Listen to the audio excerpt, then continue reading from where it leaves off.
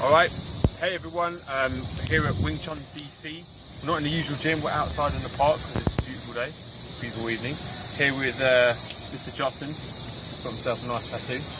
You want to show the audience his tattoo? Sure. Yeah? Alright, everyone check out Justin's tattoo. That is Legend of Zelda, just for everyone.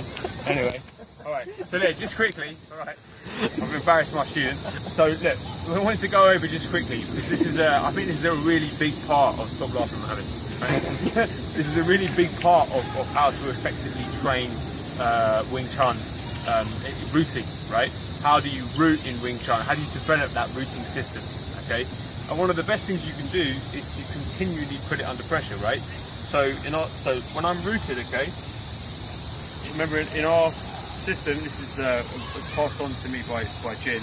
It's a rooting system as opposed to a base. So a base system would be my centre of gravity is here, whereas we root on one side. So my root now is on my right hand side. Okay. So I'm going to test my right root.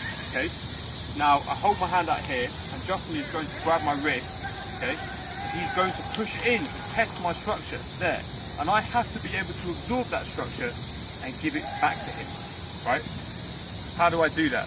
Okay. So I have to send his energy, right? I have to send his energy or his force, whatever you want to call it. Okay. I have to send it down into my heel where my root is. All right. Now, if there are, if you look from this side, right? If there are structural inefficiencies, right? So, like, say if my leg is bent here and the pressure comes in, right? If he's giving me pressure here, the pressure, I can hold the pressure, right?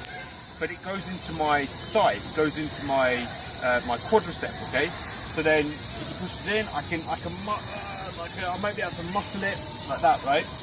But I'm gonna have to roll in my shoulder and my leg potentially. This is the muscular system that we want to try to avoid. We want to go straight into the ground as much as possible. So that means the leg straightens up, okay? So it's almost like you kind of the body kind of bows a little bit, right? Like that.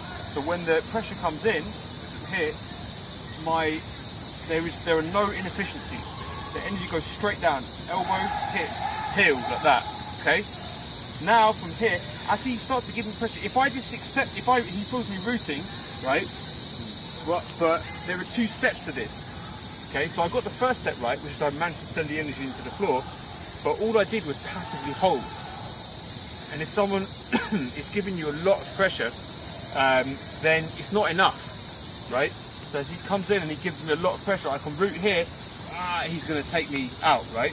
What I have to do when he grabs here is I have to start to search for his center. As soon as he makes contact, he grabs me, I grab him back. When I say grab him back, I mean I search for his center.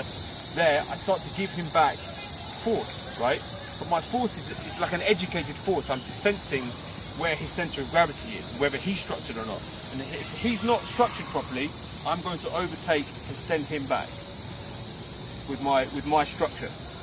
Okay? So you have to root, you have to absorb into the root, but you also have to search for your opponent's structure too, right?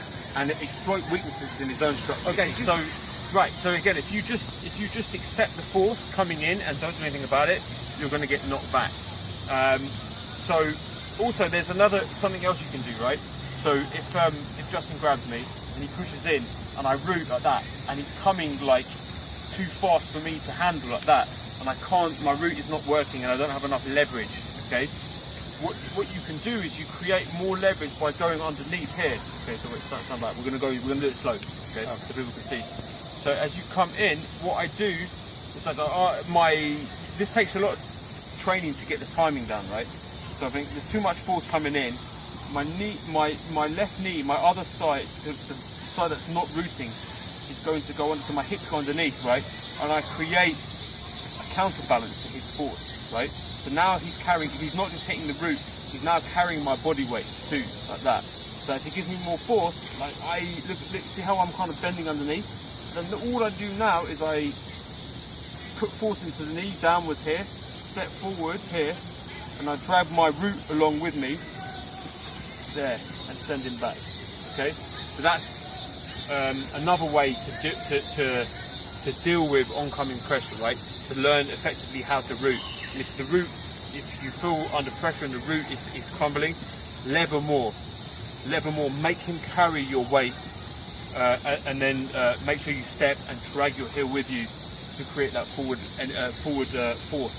Okay, so anyway, that's quickly kind of how you develop rooting ability, right, in Wing Chun. Remember, you have to train everything under pressure. So you can do right side, you can do left side, you can do both sides. Both sides is pretty difficult, you know, so that's another thing to kind of like develop your skill and put real pressure as well. Go slow with your partner, go slowly in the beginning and then build up the speed and the pressure, and you'll find yourself getting much better at it and be able to apply it in Chi-Sao. So anyway, before the light goes down, we're gonna say adios. And yeah, till the next time, we'll do another video soon. If you want, any of you guys want anything in particular, leave us a note under the video, and we'll get to that soon. Okay, bye bye.